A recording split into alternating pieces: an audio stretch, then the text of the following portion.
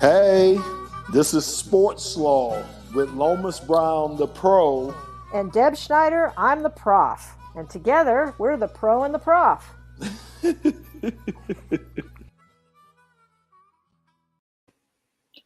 So, Lomas. I know, Deb. How are you today?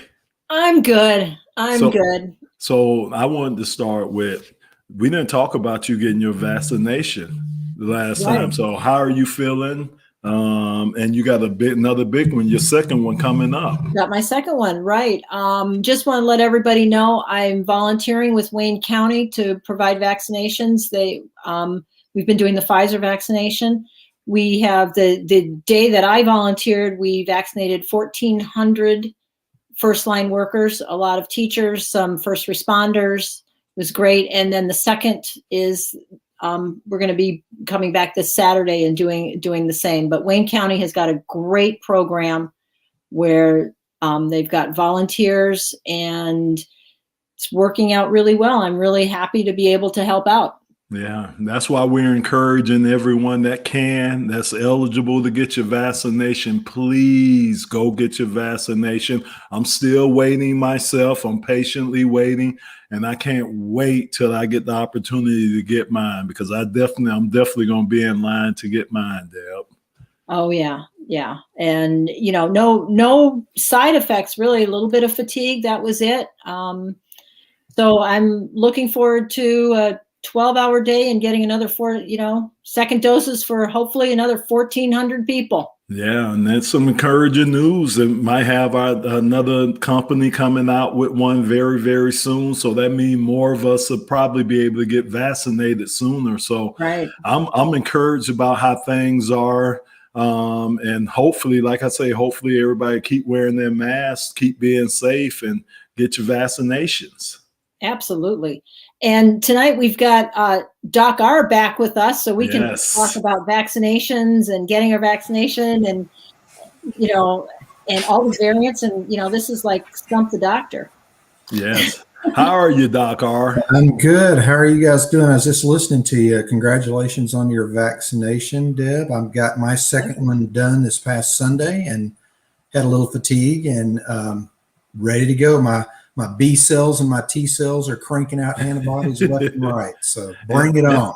And Doc, no hesitation, right? No hesitation getting your shot. Nothing. Like you said, you're feeling pretty good. You're feeling great about it. So people shouldn't be afraid, right, Doc? They should not be afraid at all. The only reason of concern would be if you had a medical reason, to discuss that with your physician. But otherwise, no issues. Very low adverse issues if you look at the data from the clinical trials as well as what's happening right now. So I've seen nothing negative from any of these issues. So again, really excited, really, really happy that y'all are promoting this, and let's keep moving forward, keep moving safe, and maybe by summer we have a new way of looking at things. Well, I sure hope so. But now, one of the things, let's talk about the vaccines for a minute. We have 3 different vaccines.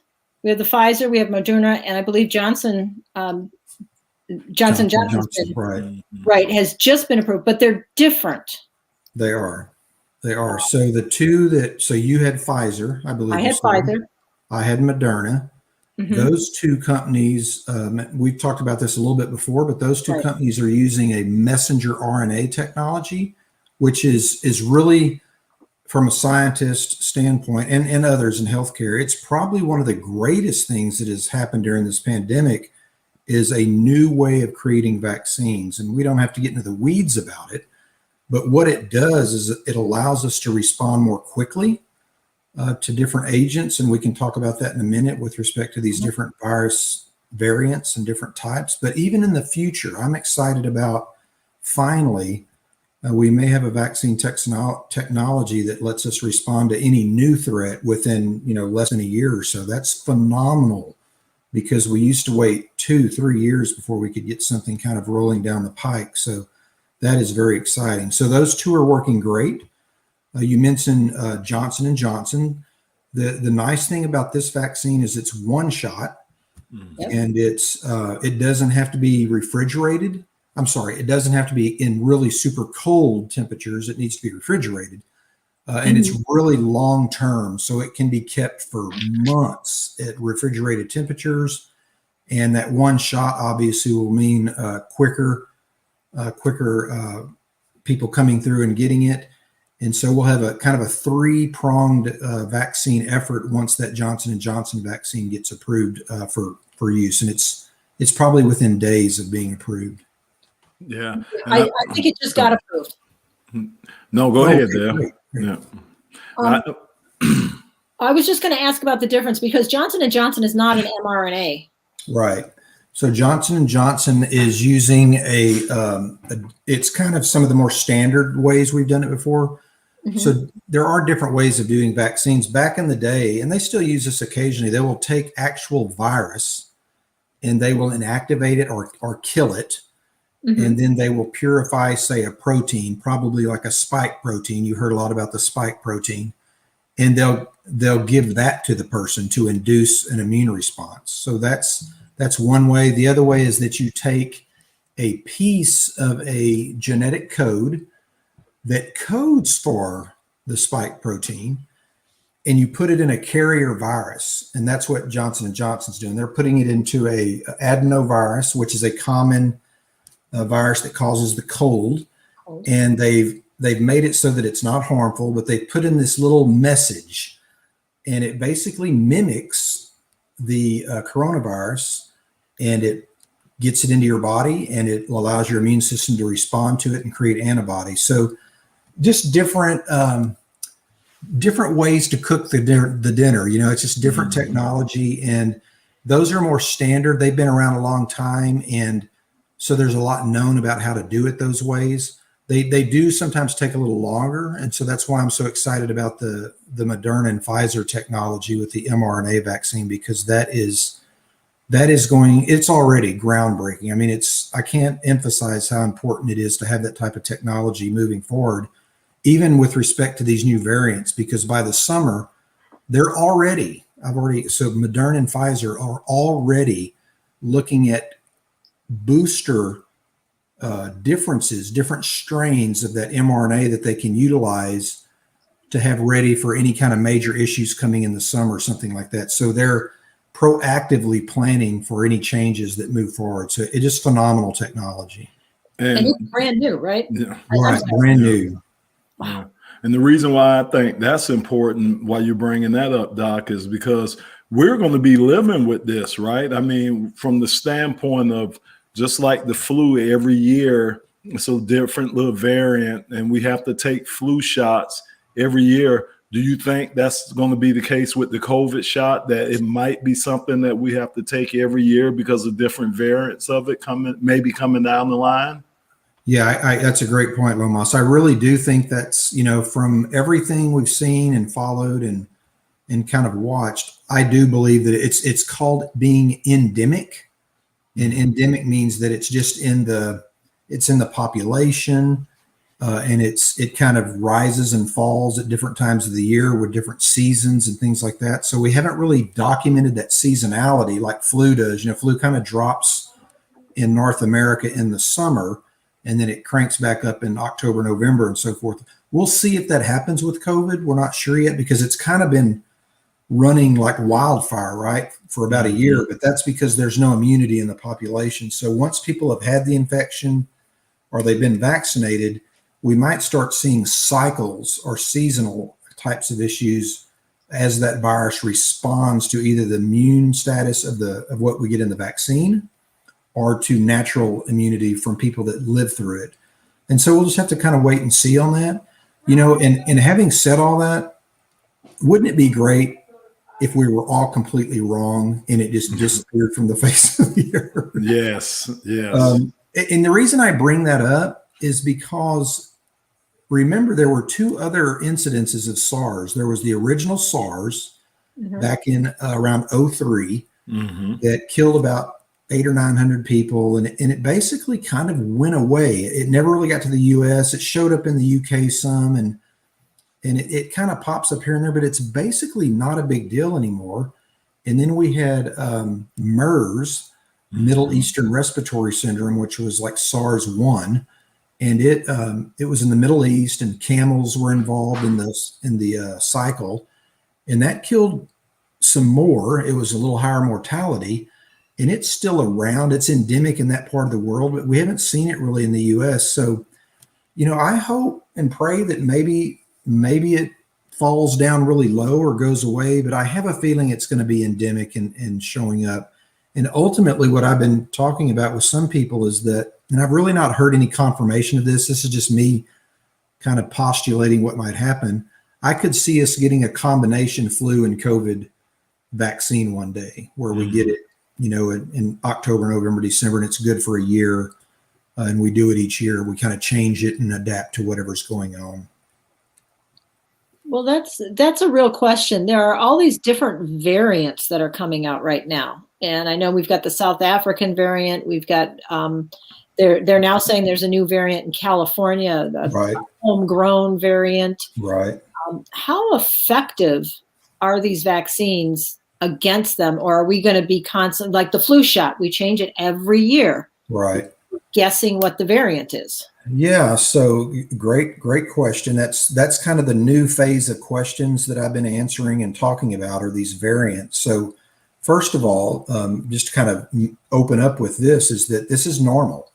Viruses do this. They do it all the time. They're the most adaptable microbe known to mankind. They are diabolical, especially RNA viruses. They are just notorious at mutating. So it's called mutation events.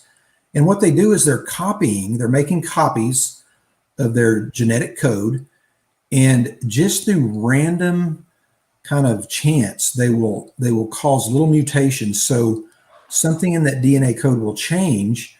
And a lot of these mutations are harmless. They actually won't do anything. It might even be detrimental to the virus. It may make the virus weaker or not very active. But every once in a while, they will adapt to the pressures around them. So the vaccines, the herd immunity, whatever's going on, and they will make just a little change.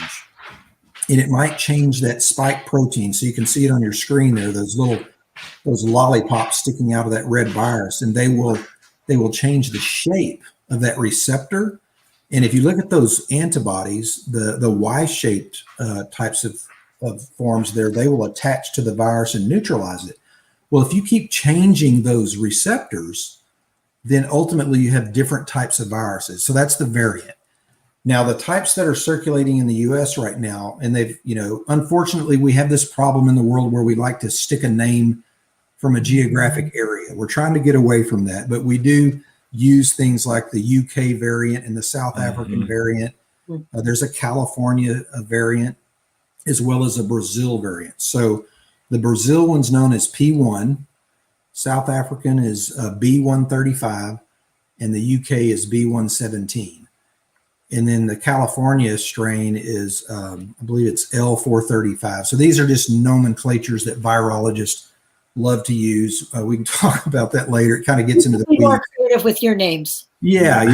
we have to put a name on it, and so we do that. But you can understand why we try to stay away from some geographical things, because sometimes stigma and racial biases go with Asian flu or something like that, and they start creating issues for certain groups of people. So we try to avoid some of that. But having said all that, all of these variants have shown up in the United States. They've kind of popped around now. I was actually doing some research this morning on it because I'm doing a webinar in the morning on it. And they're really starting to show up in the US. So it's not dominating yet, but they are starting to show up in the hundreds of cases. And remember, I'm a medical laboratory guy. So the way you detect that is my wife asked me this question, like, how do you figure this out? Right. And so there are people in the lab. The first question is always, are you positive or negative? That's what we got to know. That's the most important thing. So we can treat, we can do whatever we need to do. The second question is always, what type of virus is it? Is it the UK B117, or is it the South African or something like that? And you want to know that, and you do that through sequencing. So you sequence the actual nucleic acid, and you start trying to figure out, okay, is this happening in the Northeast?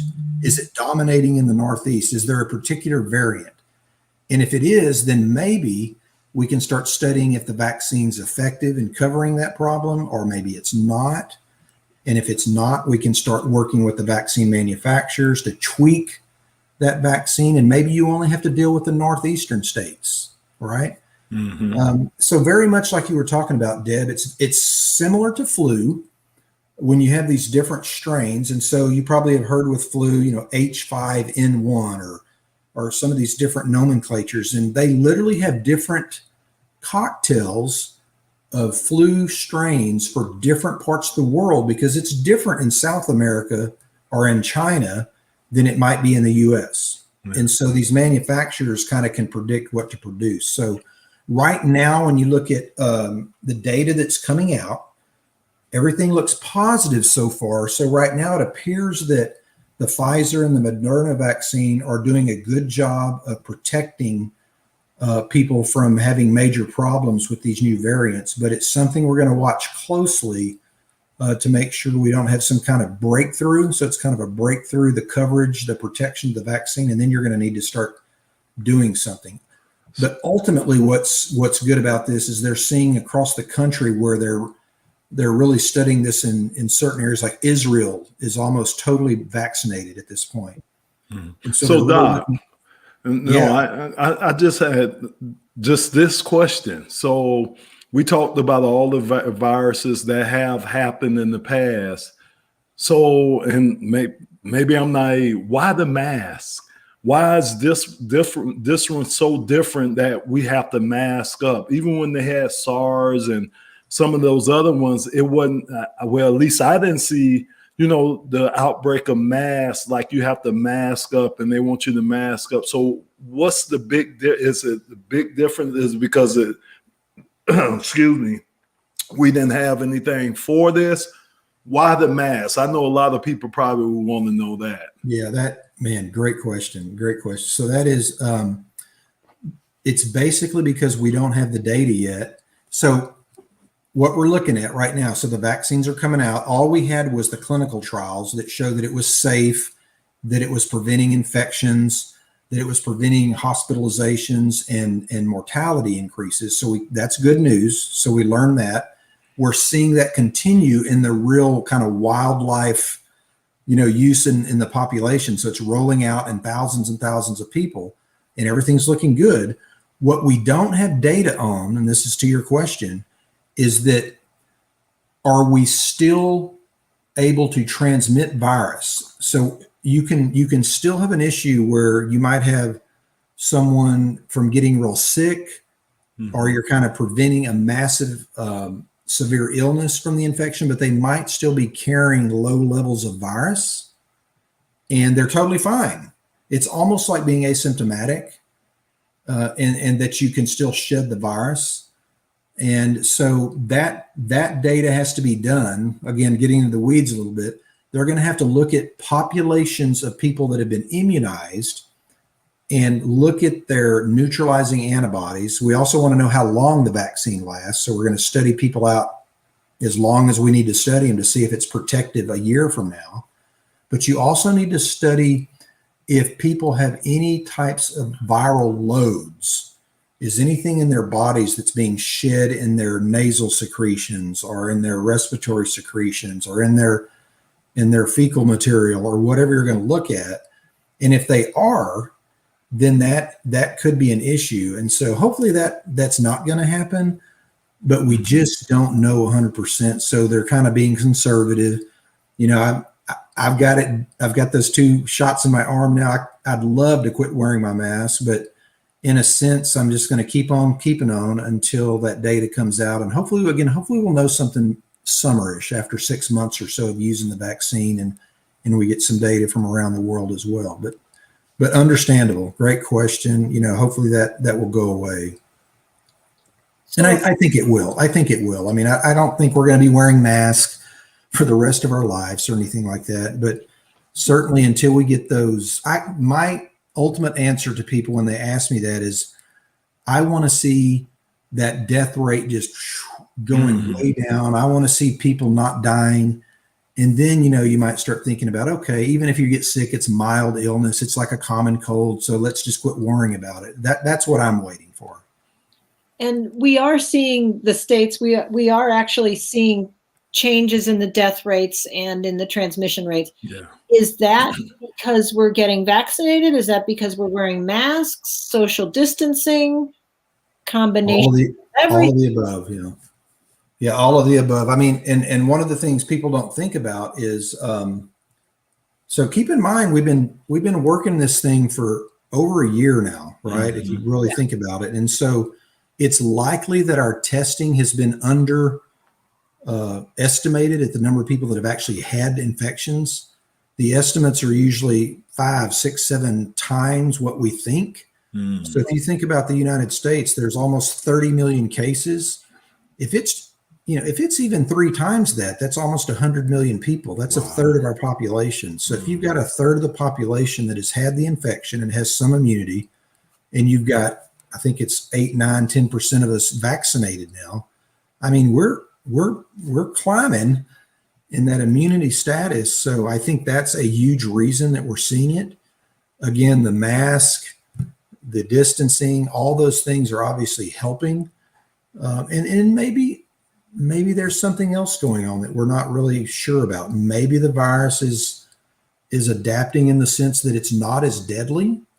So this is just one hypothesis that some of us think about, is that viruses don't want to kill you all the time. They want to make you sick, and they want you to pass them along. We call that, we don't want a dead end host, because if everybody dies, the virus dies with you. Right. So the virus may be adapting and getting to the point where maybe, the mortality drops and it's just more of a morbidity issue. You get sick, but you don't die. That's one hope, is that the virus is kind of getting weaker as it goes through the population. Well, along those lines, and I think this is a question that a lot of people are going to be asking. I had COVID. Should I get vaccinated? Does it matter? Because you're alluding to the fact that if you had it, you have the antibodies, and that's lowering the death. Right. That's a question a lot of people are looking at. I'm going to answer it this way. One way to kind of, if you've had it and you're worried about that, you might ask your physician if you could have a antibody titer conducted. It's a different type of test, but it's a way to test whether or not you have high enough antibody to protect you. And if you do, you may not need the vaccine. But if you don't do that, or if the doctor won't do it for some reason, or they don't have the test in your area, then I would recommend you get the vaccine. Again, I'm not a physician, so talk to your doctor, but I've seen most people recommending you go ahead and get it. It's not going to hurt you. It's just going to boost it.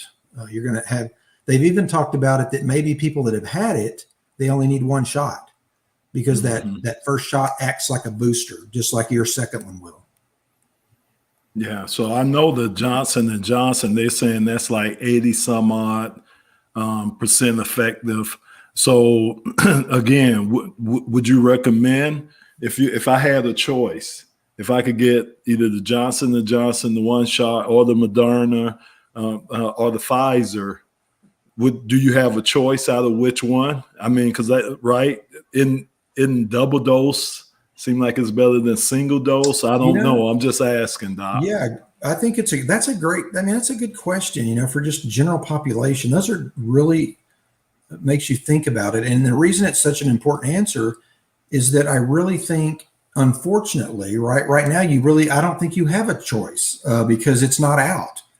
So I took the first one I could find. In fact, when I first was able to do it through my university because of my clinical work in the hospitals, it was supposed to be the Pfizer vaccine. And then they notified me 2 weeks later and said, look, something's gone wacky with the supply, but we will have Moderna instead. And I was like, I don't care. It doesn't matter. But if you had a choice, so if it came along, Lomas, and they said, you pick whatever you want, then I would probably pick Moderna or Pfizer, because it shows 95, 96% coverage. The Johnson & Johnson is still wonderful. It's showing 85, 80%. I mean, that's better than our flu vaccine on most given years. So that's still a wonderful coverage. But I mean, if you just wanted the best, then you would obviously pick the one that had the highest data around it. But right now I'm telling people, if you can get one, don't worry about which one, just get an approved vaccine and get going. Yeah. Okay. So the other question that a lot of people are asking is, I got my first vaccine. Do I really need to get the second? I mean, because even with the first, they're saying, I've heard everything from 60% to 92%, depending, are you talking about the Israeli study? Are you talking, I've seen it. So do I really need to get my second dose? And can I say this? That's what prompted me, because I haven't been vaccinated. So I think by the time I'm ready, I'll have a choice. And that's probably the reason why I kind of asked Doc, because you do, like Deb saying, you have that period in between that you have to wait to get that second dosage, and so that's probably the reason why it prompted me to ask that if I had a choice, which would I do? Yeah, that's again a good question. I think, and the data's there, even in the clinical trials and now out in the wild, so to speak, that first shot is showing somewhere in the 60 to 80-ish percentile from what I've been reading, maybe a little higher in some other countries. But so that, again, that's really great. I mean, if you stop and just take a moment as kind of a normal citizen, you hear every year that the flu shot is hit or miss occasionally, and it may only be effective 50 to 60%. And we all kind of live with that. So, it's one of those kind of conundrums of, what do I do? And I think ultimately what it's going to come down to is, if you have that choice of any of the three, if it was me, I would probably lean to Moderna or Pfizer. This is just me, because the first dose of that is still going to get you to that 60, 70, 80%, which is what the one shot Johnson & Johnson's going to do. But when you come back for that second, they're touting, 95 plus percentage coverage. So that's just what I would do, because I think getting that first shot regardless is going to protect you from going into the hospital and dying. And ultimately that's what we're trying to do, is lower mortality, keep hospitalizations down. That's what we kind of keep pushing to the public, is you might still get sick. I mean, even 90% doesn't mean you're perfectly covered.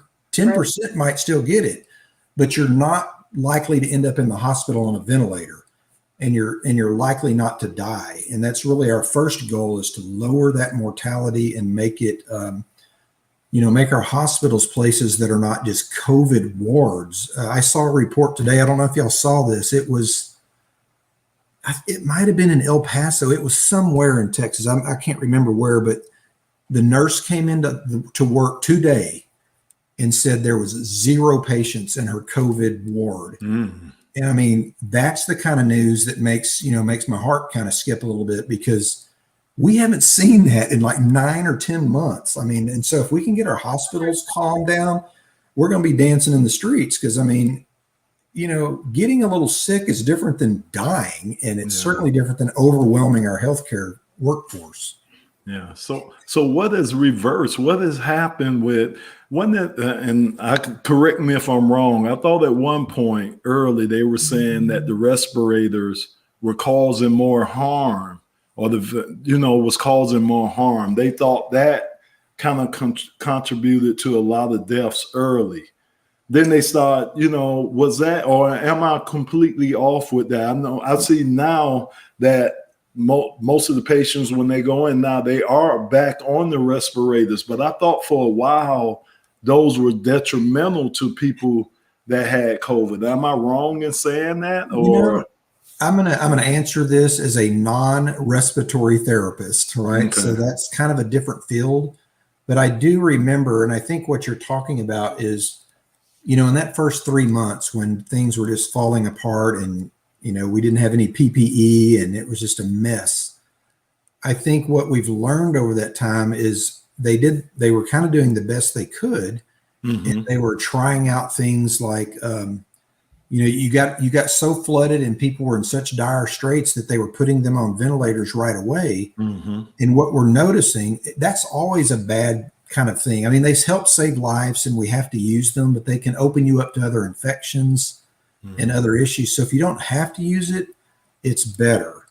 And so what we've learned after that initial phase is that if we can get you in and we can get you with dexamethasone, which is a steroid, which keeps the inflammation down, that keeps your lungs from flooding. If we can give you an antiviral, or we can get you a monoclonal antibody, which we've talked about on the show before, that can lower any need for lung assistance. Now we've got, even when they learned to put you on your belly instead of on your back, because that helped with how you kept your lungs from filling up.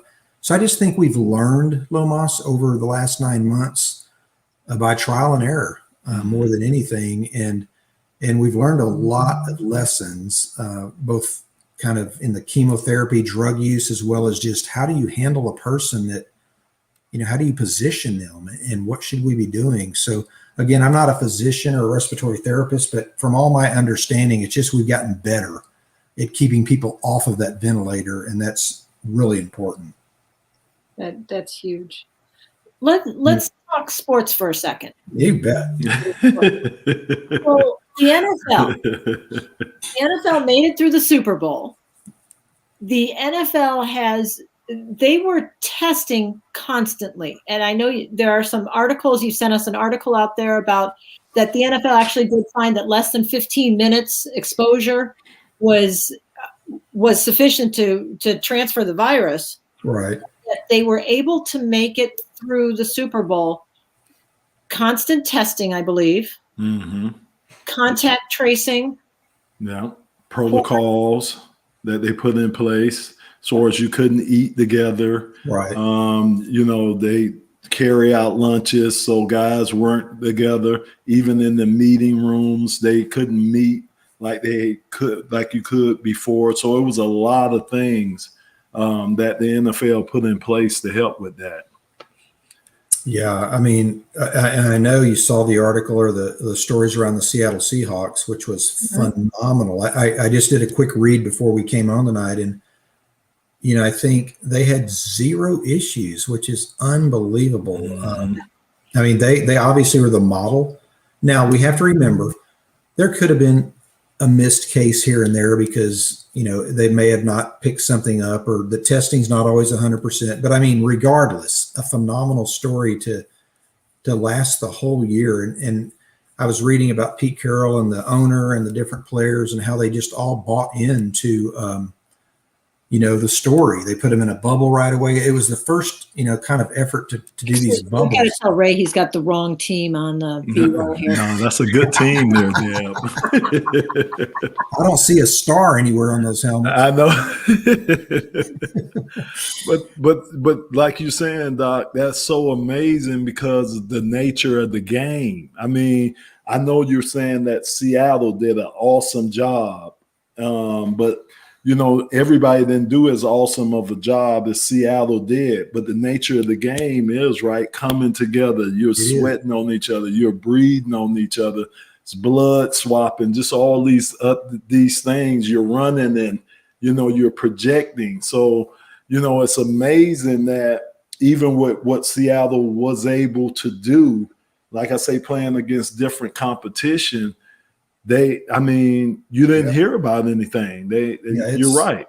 Maybe it's a little bit of luck, but obviously they had their act together on everyone buying in. And I think that ultimately, they're an example for the country in reality. Now, it was extreme. We can't all get in a bubble and stay away from our families and work together for, that would be difficult. But taking it seriously and all the protocol, I think protocols are really big on how you eat, how you dine, how you do meetings, how you interact is really important. Again, I think we know now that that transmission is going to happen if you're together for a short amount of time, if you have a positive case. Just to brag a little bit on Texas State University, we were one of the few Division I teams that played all 11 games.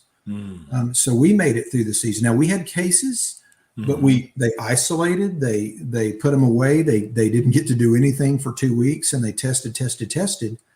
And we've seen that. I'm on the advisory board at our university with our medical director to kind of, inform what's going on and make policy and things like that. And one of the things we have learned over the past 9 months, at least in our university, is that students are actually safer. It appears they are safer on campus, living on campus, staying on campus, than if they're at home or in their apartments. We have seen, obviously, that because we have mandated face masks, because we have distancing, because we follow rules, that we have a percentage rate of around 2 and 3%. We've gotten to as high as 4 or so a couple of times, but that's phenomenal for thousands and thousands of people that are living in dorms. And when you go out into the community around us, it got as high as 15, 20%. I mean, data doesn't lie. And even if we're off a percentage, a point or two, I mean, it just shows you that if you can follow the rules, keep people kind of together, test them regularly, contact trace, you can save lives. And I hate to bring it up, but I mean, this is what is so frustrating to me and sad, is that I think the country could have done this 9 months ago. It's hard, pardon my French, hard ass work to do this, to contact trace and do it right. It's difficult and it was overwhelming, but we gave up. We really gave up pretty soon in the ball game I'm not going to get into all the politics about it, but we didn't do a good job. And we're all responsible for that. And so, I mean, 500,000 people are dead. Yeah. It makes me stop and tear up occasionally. I mean, more than most of the wars we've been in. We just passed that sad number this week. And not to bring this down a little bit, but I have to bring it up because it's a lesson we have to learn, and we have to follow what we've learned going forward. And that is to follow the science, pay attention to what's going on, and follow the rules. Okay, so I'm going to bring something else up. Lessons learned. We've learned, judging from, following the Seattle and following Texas State, it can be the NBA bubble did a good job. NBA bubble, NHL, we've done it. What about opening the schools? Good question. So schools are kind of a microcosm of our world, right? And so the data is showing, if you look at the data, it is showing that we don't see as much problem or as transmission as we thought might have been seen early on, right? So at first we were panicking, right? We shut everything down. And I think, looking backward, I don't know if we could have done anything different. We needed to be sure. But I do think if you kind of follow what's going on, even with the NFL and other sporting teams and even workplaces, that if you bring people back to school and you do it in a way that you keep as much distance as possible. So we have to do this in a way that works. We can't just cram 100 people into a room that only holds 70. We're going to have to make sure we're well ventilated, we're spread out, we wear masks, and as soon as possible, we get people vaccinated, including elderly teachers and other people that are at risk. And I think we could do it. Now, are we going to be completely free of cases? I doubt it. My wife, I'm going to use her as an example. She's a pre-K teacher. They've been back in school since October. It's a private church school, and they don't wear masks for the kids. It's just their choice. I don't agree with it, but that's what they do. It's their choice because they're not a public school. So 4-year-olds and 3-year-olds not wearing masks, but all the teachers are. They are doing a fantastic job with hand hygiene. They keep them in pods, so one class always stays together. They don't intermix classes. They go to the playground together. They go to lunch together, and they spread out, and they do that. And they're hand hygiene fanatics. Like they literally are carrying around the hand sanitizer, before and after every event. So they've had just like 2 or 3 positive cases the entire October, November, December, 5-6 months now, just 3 or 4 cases in that whole time. And these are little germ factories, right? These are 4 and 5-year-olds. So, if they can do it, I would think high school kids could do it. Yeah. Maybe I'm wrong, but I mean, I think it is possible that we can go back to school. And again, getting into the issues of teacher unions and all the things that I know are in the news, that's a different problem, because as you guys know, if you're 50 or older, I understand their concern. I would be scared a little bit too to go into a classroom with, 50 12-year-olds and not being vaccinated. That's a tough question. So I think if we could get teachers vaccinated, superintendents, principals, nursing staff, anybody that's got a risk factor, including age, get them vaccinated. I really think every state should put teachers and essential workers, push them up a little higher and get them going. Absolutely. I think that's the one stopping point. I think parents are ready to put kids back in school. I think kids are ready to be back in school. They understand some of the risk, wear your mask, do what we're doing, protect the teachers with vaccines, and maybe we can get back at least to 70, 80% of people in school. I don't know, but I do think we need to find a way back, because it is having an impact on mental health and all sorts of things. We're seeing it all the time. I mean, it's a real problem across the country. I think part of the problem too is with the smaller kids, you can control them a little bit more. That's right. They follow rules. Exactly. These high schoolers and these guys don't. For example, I'm dealing with a Service Learning Academy, which is a charter school, and they do some of the same things that your wife's school does. Some of the same things. They're in school. They got the smaller kids, they stay in their classroom, they eat in their classroom, just the distancing, the hand sanitizer, all the things you're doing, all the things you're saying that your wife is doing. I just think it's these high schoolers, and maybe it's because the public schools, maybe they don't have the money like some of these private schools or charter schools have, maybe that's part of the problem. Certainly the disparities across rural versus urban versus what the makeup of that area is with money. You can't put these mandates out if someone has no money to, spread kids out or eat separately. So, you have to think about those things, but maybe we could get back to some hybrid situations where maybe 50% of the students and you rotate a little more so parents get a break, people can go back to work. But yeah, you're absolutely right. You have to be fair and equitable in how you do that. But I do think we can do it at some point soon. I got a tough question for you, Doc. So again, African Americans, Hispanics, they say we have, of course, a high mortality rate and catching COVID more. So do you think it's more of the underlying health problems we have, or do you think it's the disparity in the health system, where we're not able to get the vaccines or able to get diagnosed or able to get tested like some of the other? Which one would you lean more heavily towards, our genetic makeup or the disparity in the system? Yeah, I think it's all of the above. Not to avoid your question on picking, but Lomas, I wouldn't even say I don't even know if I want to use genetic makeup. It's really more about those disparities. When you look across how the access to healthcare, the data is there. If you look at the research, and it's probably underreported, is how, people of color aren't given pain meds as much as Caucasians are. There's all of this data. It's there. It is not fun to talk about. I have friends that I've grown up with. We've talked about this before. I have colleagues that I respect, and I still can hear some of those tinges of, well, that's crazy. They should just get in there and get a vaccine, or they should do this or that. And I'm like, it's just not that simple. It's not that easy of an answer, or it wouldn't be like this. So I think it's all of the above. And so I think we have to work harder. We have to work smarter.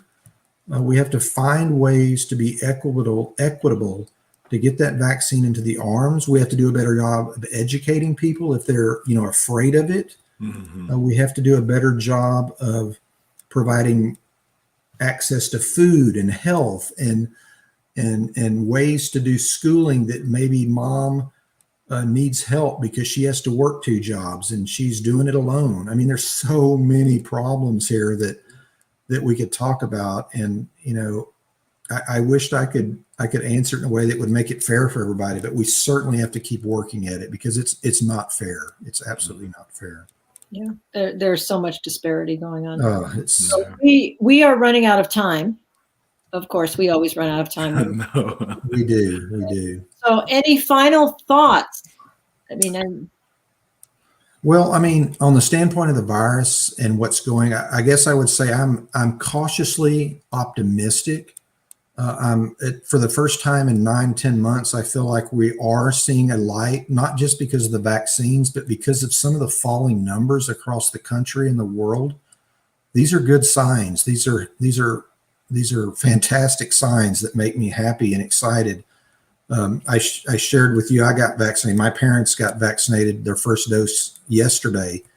And just seeing that was, was emotional. Mm-hmm. And so, as we move forward, I just would urge everyone, like you guys did when we started the show, to please get vaccinated. If you're worried, you have concerns, talk with your physician, talk with your pastor, talk with colleagues, find out some things. Don't just listen to the chatter on Facebook, talk to some people that can give you the information you need to know. And if you're still worried, then at least maybe consider waiting and being ready when you see in the summer that everybody's getting it. It's okay. I mean, just be open-minded about that and be patient with the mask, follow the rules.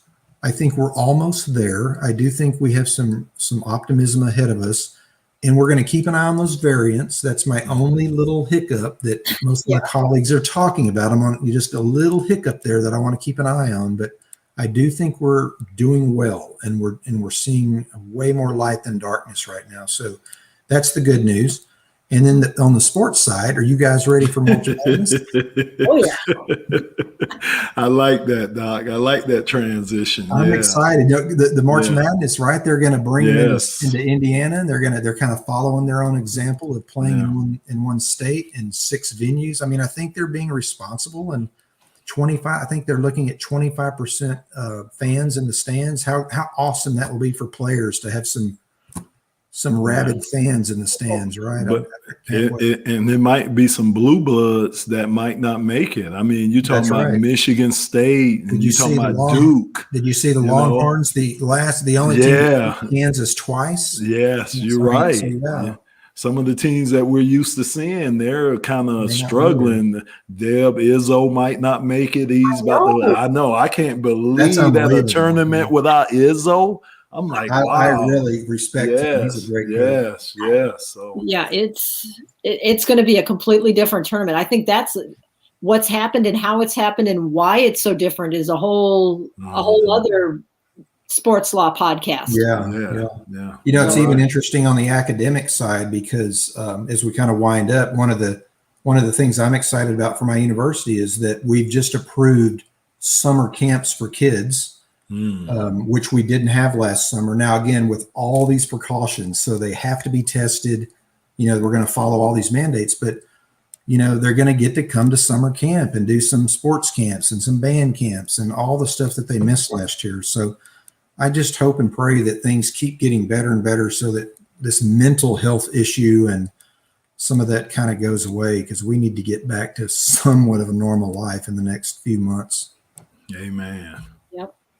And on that, thank you, Doc R. Thank you. And don't forget, we're now on Spotify. We're on Facebook Live if you're watching this live. We're on SoundCloud. And thank you all for listening. I hope you've learned something.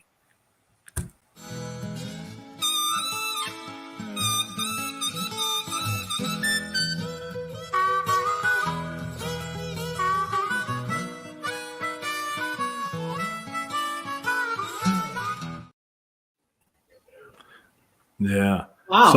So Doc, that was a great when I asked you about the underlining and Deb know about this.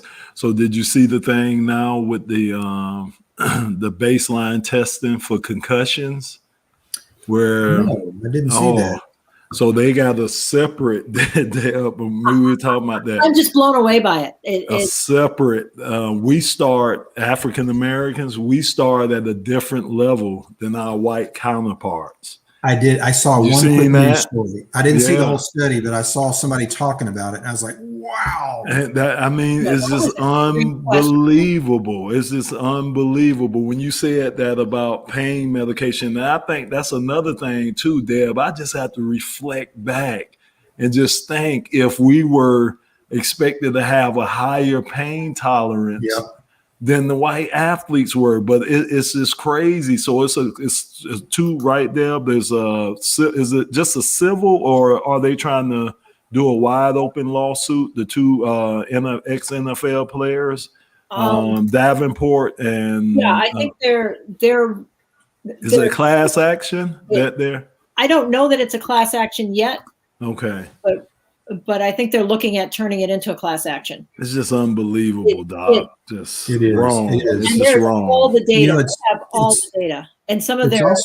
It's also interesting to see it. I don't know if you guys pay attention to any TV shows, but my wife likes to watch different shows, and every once in a while I'll catch a medical show, and they're kind of tackling that topic, which is also healthy. You know, they literally had a show on I think it was Chicago Med a week or so ago, and they were talking about prescription pain medication not being given. I mean, they were addressing the topic, which was kind of interesting. So I've seen more and more of that in mainstream TV shows as well. So that's probably a healthy thing to kind of get it out there in the, people. I don't know what your experience is, Lomas, I talk to people that colleagues and friends, and I try to do it in a way that I can inform and educate people without losing their friendship, to be honest with you. And yet people sometimes still, I just don't know if they just don't know enough of the data, of the research, or they just don't think it's real. Yeah. It's just a problem. We see it across all areas, but Yeah. frustrating. If it's not your experience, you don't know. Yeah, exactly. Yeah. You're right, Deb.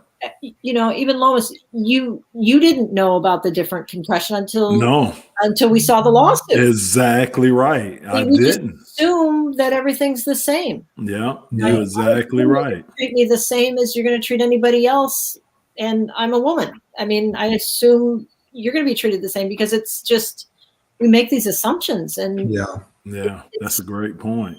It's not true. Yeah, I was watching a PBS, it was BBC. So it was doing, I like to watch news from other countries once in a while. I was watching it this week. It just made me think of you saying that, Deb. And they were talking to this mom who was a professional corporate person. She was pretty high up, but she was home and she had like 3 kids and they were all screaming, and she was holding one and they were interviewing her. So they were talking to her about this, and she made this really just comment that kind of floored me, but it's so true. She said, look, if they asked her, what do you think's going to happen or how would you have reacted if you would have known this thing was going to last this long 9 or 10 months ago? And she said, I think the epidemic would have not just been the virus. It would have been women putting their heads in the ovens because the kids were just screaming. Obviously, it kind of made the choice to stay home and put her job on hold, and I was just like, oh my God, this poor lady. I'm in the employment business, and we've seen a lot of women drop out of the workforce. Oh, yeah. It's traditional that the woman takes care of the kids. The kids haven't been able to go to school. Yep. We can't get a babysitter in because we're all quarantined. So who's going to stay home? The woman's going to stay home. Or we've seen alternatively where people haven't had the opportunity to get that second job, or, Ray, you be good, Ray. I mean, you be spot on with the video. He's got it going on. He be spot on with the video. That is just But I mean, people are struggling because of this, and it's all over. But they are saying that many women have dropped out of the workforce. Oh yeah, or out of education. They quit going to school, or because they're staying home. So I mean, we talked about it maybe once or twice before, but what I'm waiting to see, and I'm dreading this, is that downstream impact. So there's so many people in education right now that are online. And like for my program, all of these students that are freshmen and sophomore are taking, these prereq classes, and they're not doing labs. They're like doing it online. And then I'm still going to get them, right? I'm still going to get them. They're going to apply to my program like next year and the year after. And they're going to be underprepared for the rigor of my program. And I think we're going to see an impact with failure rates or we're going to be just going crazy trying to pull them up to the bar that they need to be at across any educational system. It's going to be a problem that's not just when the pandemic stops, it's not going to quit. It's going to be repercussions for a year or two, maybe longer. Yeah. All those issues. We have, from kindergarten right on up. It's almost in some ways a lost year.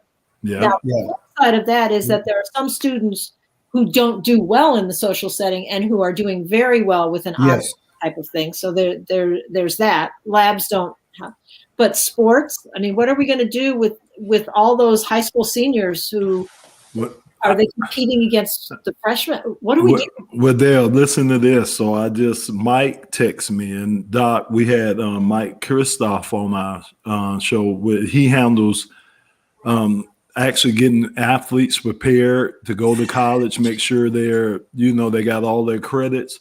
So he texted me, he said, not sure if you saw this, heard that nothing left open for seniors with 1,400 players in the transfer portal. 1,400.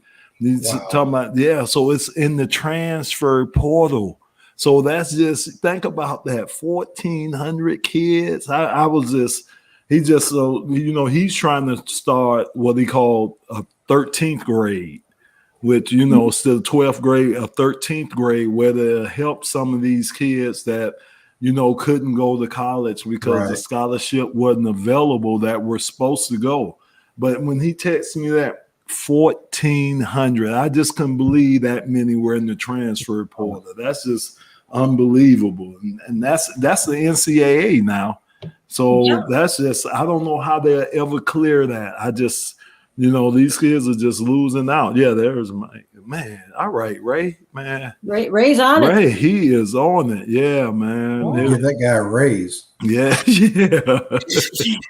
Yeah. So it's in everything. Like you say, it's in every walk, it's in sports, it's in everything. Really is. It's a lost year, and yet everything's being compressed because we're going to pick up as if nothing happened. Yeah.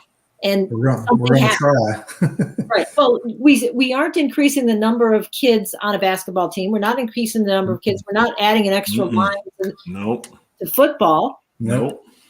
And so all these kids, they're going to bunch up. What do we do? You can't have two pitchers, pitching. Right. Yeah. Right.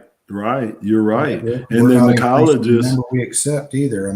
We're taking 20 a year. We can't go to 40 just because. Exactly. And the colleges, right? They have to be trying to get these fans back in the stands because I know the revenue that they lost last year. Again, you think about the revenue that they lost, some of the programs that they've had to cut because of revenue loss. It's just creating a whole big old, it's the, the snowball effect, it's just coming down and it's just affecting so many things, Okay. And let me throw one other thing at you regarding college sports, name, image, likeness. We have 20 some states that already have legislation that's pending or passed saying students can get agents and students can sell their name, image, likeness. The NCAA has been, we're amateurs, you are student athletes. Right. We don't have that. So now you have 1,400 kids in the transfer portal. You've got name, image, likeness coming to play. I don't think college sports, when they come back, are going to be what we've ever seen. I agree. I agree with you on that. I don't even know how you do autograph signings now. How do you do that? Because you're not going to want to have a lot of people, right? I mean, Doc, like we were talking about, I talked about the face mask being here. Right. I mean, I think it's going to be here for the mask. It's going to be here for a while. I'm right. I mean, I know, right, spreading it through talking and different things like that. But, is there such thing? It'll be interesting. The mask thing will be interesting. I think we all want it to go away as soon as possible, but it'll be interesting to see how we as human beings react to that. I've gotten so used to mine. Me too. Yeah, me too. When I don't have it, I feel like I'm same here. You're right. You're right. It's almost like you've trained me. Yeah. I mean, they have trained us to put them on and wear them in certain situations. I don't wear it around the house, but when I leave the house, it's in my car or it's on me. Yeah. It'll be kind of interesting. And I've even talked with my wife a little bit about, when this thing is gone, would you wear your mask on an airplane, when we travel abroad or something, or even across the country just for the hell of it? I mean, why not? Yeah. Why not? Right. I mean, we know a lot of people. I might wear it, Mm-hmm. Yeah. But I will say I was walking outside the other day and I put my mask on because it was warmer.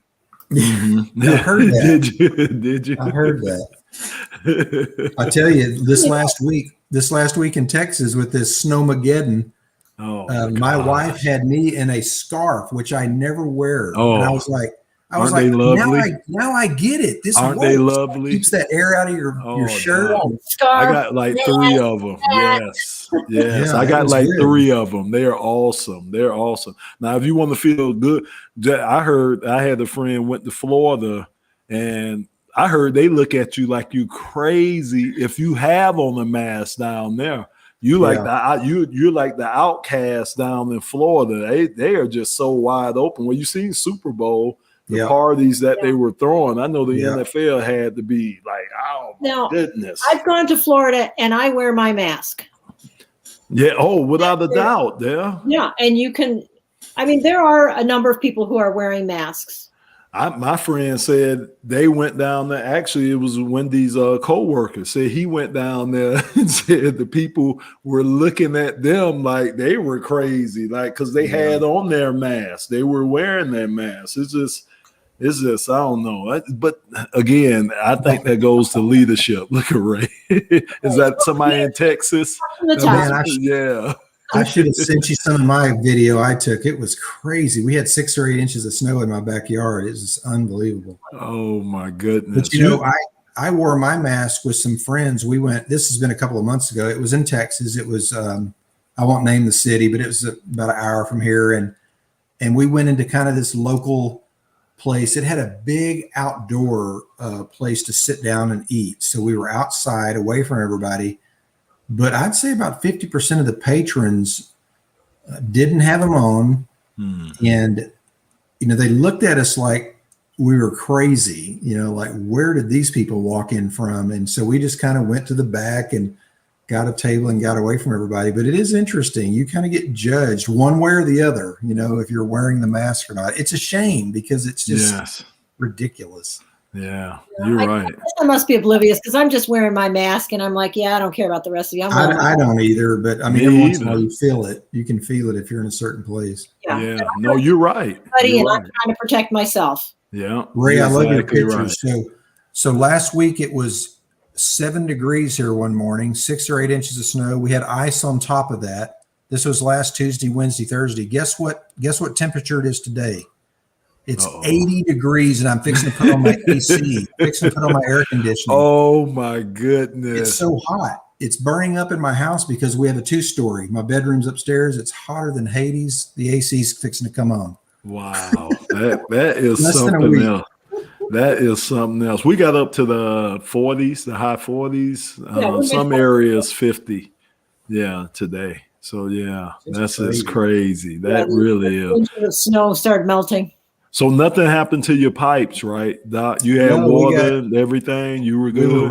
We were really fortunate. We're about a mile from a hospital, so we were on a grid. We didn't lose our power. We had to boil our water for about 3 days, but nothing major. But we had friends, family, and students that it went off Sunday night in the middle of the night, and they didn't get it back till Friday. I mean, That's crazy. Their houses were in the 40s. You know, they were freezing. Yeah, there were, unfortunately, there were a lot of people who were really hurt. A lot of people who died. That pileup in Fort Worth was crazy. Oh, look at that! Oh my goodness! Yeah, I don't know if you saw that. That was right before everything really happened. Wow! Like why was that truck going so fast? 130 or 40 vehicles. Look at that, man! It's crazy. And that's FedEx. Look at that! Oh, they just it was crazy. Wow! Yeah, that's terrible. Yeah, we have. And what about the people that's getting these $3,000 water bills or 15, 16, 17 electric bills? World, we was like, wow. It's because they chose those. It's kind of like the balloon mortgages. They took a chance. Wow! Oh my goodness! Obviously, there's going to be lots of changes in the next few weeks and months. It's just a mess. Yeah. Wow, Ray, I didn't know all that happened. My goodness. It's Texas was awful. Yeah, it really was. Yeah. Well, I'm thinking we should wrap this all up here. Yeah. Sounds good. Doc, always good having you. Always good. Be so informative. Love coming on. Deb, give me a shout by email and we'll find a time I can come chat with your class. Okay, that'll be great. All right. Okay. Great. All right. Well, cut your AC on. You be good. All right. Stay cool down there. You too. Stay warm. Stay warm. Yeah. He's Yahoo ice fisherman. I was going to work today. Must have been 100 of them out there. It's 40 degrees. Yeah. And pretty soon we're going to start seeing how many rescues we have. Right. Exactly. Going down the river. Nah, that's all right. Okay, Doc. Well, it's always good seeing you. Yes, sir. Y'all take care and we'll see you soon. Okay. All right. Okay. I'll see you guys. More snow. Stop showing all that snow, Ray. Oh, wait a minute. We actually have a comment. Good evening, all. Listening on the river. All right. Okay. Tell Jim good evening. Yes, all right. Thanks, Jim. Yeah, that's my good friend Jim.